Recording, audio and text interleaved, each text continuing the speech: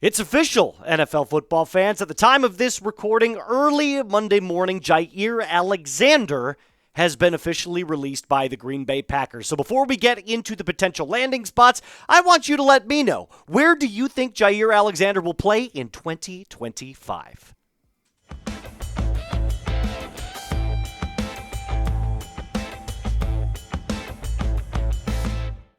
Welcome into NFL Daily, football fans, and yes, this is no joke. Jaire Alexander has been released by the Packers. It's clear the two sides could not come to terms on a potential contract extension, so the Packers, not being able to find a suitable trade partner, are ending up releasing the Pro Bowl cornerback, who has had a tough time staying on the field, which we'll get into here. But on the episode today, it's exactly what we're going to be predicting. The landing spots for Jaire Alexander heading into 2025. I've predicted 5 teams, or at least listed 5, that could be in the market for signing Jaire Alexander. Now let's talk a little bit about what Packers general manager Brian Gutenkunst had to say about Jaire, because the truth is that Wisconsin nice really comes out. Gutenkunst loved Alexander, and the fan base, although there have been some ups and downs with Jaire's attitude towards certain situations and,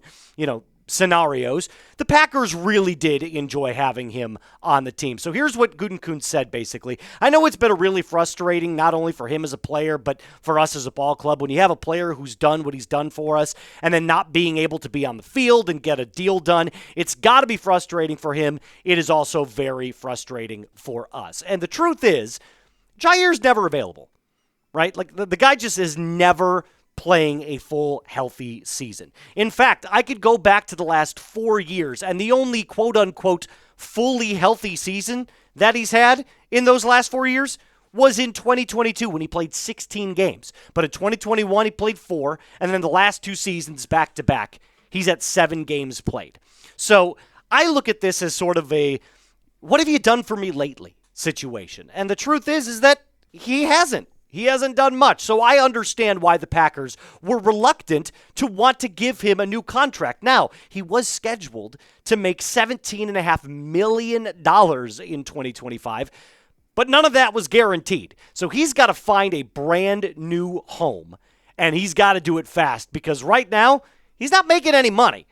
And if you look at the highest paid corners, like, Jaire's on this list, so I'm sure he's looking at guys like Jalen Ramsey and J.C. Horn saying, hell, I'm better than Horn, and I'm right up there with Ramsey.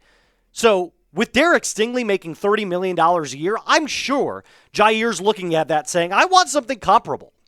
That doesn't necessarily mean he wants 30 per year, but I could very easily see him saying, I want $28 million per year minimum. I won't take a single penny less. So there's a lot to kind of unpack when it comes to Jaire Alexander's contract extension. But let's just look at the teams right now that could use Jaire, or should be at least somewhat interested in signing him. The first one being the Dallas Cowboys. And the Cowboys are up in the air, putting it mildly, at their cornerback position. I look at their room and I say, yeah, you got Deron Bland, which is nice, but Trayvon Diggs and Savone Revel Jr. are the other two that I really want to kind of highlight here. And both of them are coming off of major injuries. Trayvon Diggs is coming off that cartilage injury that he had to get surgery on in 2024. And Savone Revel is a rookie who's coming off of an ACL tear. So that cornerback 2 position, I'm sure all Cowboys fans can agree that it's Trayvon Diggs' spot.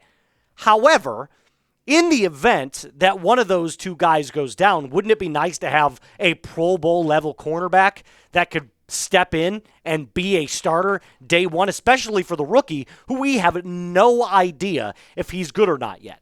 Now, I will say this, Jaire's injury history doesn't help, this injured cornerback room, but if you had 3 potential superstars at corner and one of them were to go down, at least you're completely covered in the talent department at the cornerback position. The second one being the Baltimore Ravens. And the Ravens, they're really, really close to having one of the most complete and loaded rosters in the NFL. But I will say this, they weren't good against the pass last year. They were awful, actually. Almost dead last in opponents' yards per game with 241 or 244.1, excuse me, in opponents' passing yards per game. So they can get lit up through the air. And I feel like this would be a really nice addition simply because you don't have somebody other than Kyle Hamilton at a Pro Bowl level in that backfield. And Kyle Hamilton's a safety. So you could use a stud corner to put in there and eventually take that defense to the next level, at least against the pass, because we know the Ravens can get after the quarterback. They have no problem doing that. And against the run, they're pretty good too. It's just solidifying that cornerback room, heading into 2025, which could potentially take them over the top to winning a Super Bowl. Now, before we get into our next three, make sure that you do me a huge favor. Start using this link that I've put in the comments and description of today's video to start shopping with Fanatics today. Summer is officially here. I love to go golfing. It's one of my favorite things to do. And why not sport your favorite team's golf polo with this link that I said I've put in the comments and description of today's video? 60% off. Just go to chatsports.com/NFL Polo. Okay, more Jaire Alexander landing spots. The Minnesota Vikings. Now, I put this team on this list for a reason. This is probably like they don't need him, but it does feel like every single time a Packers player is either released or traded or hits the free agency market, they always stay in the NFC North, right? Like, you can name a multitude of players. I could go back to Brett Favre. I can go to Aaron Jones. I could go to, who's the guy that's just signed with the Bears? Jonathan Owens, Simone Biles' husband. There we go. That's the name I was looking for. There's a multitude of players that leave the Packers and then end up in the NFC North as a rival team. I don't know why it is, and I don't know what the Packers, what's in the water there, but it's like every single time a player leaves, they stay in the NFC North. So I feel like adding a Jaire Alexander would be kind of like a middle finger to the Packers if you were the Vikings. But again, this is all speculation. They don't necessarily need someone considering their quarterback room is pretty much set. But let me know, will Jaire Alexander stay in the NFC North? If you had to put my money on it, I'd say no, and I'll tell you why, because the team that I have listed next is probably the one that makes the most sense for acquiring Jaire Alexander, and that would be the Miami Dolphins. Now, the Miami Dolphins are in a very, very tough predicament right now. Jalen Ramsey wants out, and he's their number one corner right now. Outside of him, they really don't have anybody. Like, it's really not good. Storm Duck is your cornerback one. Hell of a name, by the way. Legendary NFL name. But if you think about it, this quarterback room might be one of the worst in the NFL. So they're already exploring trade packages for Jalen Ramsey. They need a superstar. They need a stud to start at cornerback one. That would be Jaire Alexander. Now, of course, the risk, like we said, going back to the injuries is, can he stay on the field? That remains to be seen. We have no idea. But if you were looking as a solid replacement option, this makes the most sense out of any team in the NFL. If Ramsey's gone, good luck stopping the pass. Miami will be thrown on for days. Teams are just going to bomb the shit out of them through the air. So the Dolphins really need a plan to supplant Jalen Ramsey. And Jaire Alexander is probably the most talented cornerback that you could potentially use to replace him.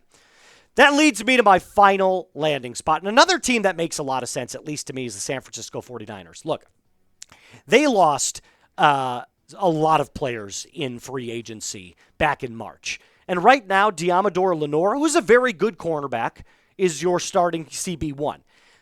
But then your next issue is that Upton Stout is probably your next logical pick for CB2. Now, I look at this and I say, well, does the money make sense? And it absolutely does, considering the Niners have the second most cap space right now in the NFL behind the New England Patriots at $46.6 million. So if you look at this and you say to yourself, does it make sense from a logistics standpoint? Yes, it does. Does it make sense from a schematic standpoint? Obviously, they need another cornerback too. And the Niners still have that slight window where they believe they can win a championship. And I know Jaire Alexander doesn't necessarily want to go to a team that doesn't have any shot to make or at least contend for a Super Bowl. So when you kind of package all of that in together, if the money makes sense, the style makes sense, and the team is good enough, San Francisco could be a very possible option for Jaire Alexander, although from an all-encompassing perspective, I still think the Miami Dolphins makes the most sense. All right, before we wrap up today's episode, I need you to do me a huge favor. Hit subscribe for us. We're only 132 subscribers away from hitting 410,000. That's pretty incredible. When I started here, it was at 371. That was just 8 months ago. So if you could do me a favor, it's completely free. Hit that big red sub button. I realize it's June. There's a lot that is in the dead zone right now for the NFL. But if you could help us get to 410,000 before the end of June, we'd greatly appreciate it. That's going to do it for us on today's episode of NFL Daily. Remember to like the video, subscribe, and send this to an NFL fan in your life. My name is Moose. Until next time, be cool.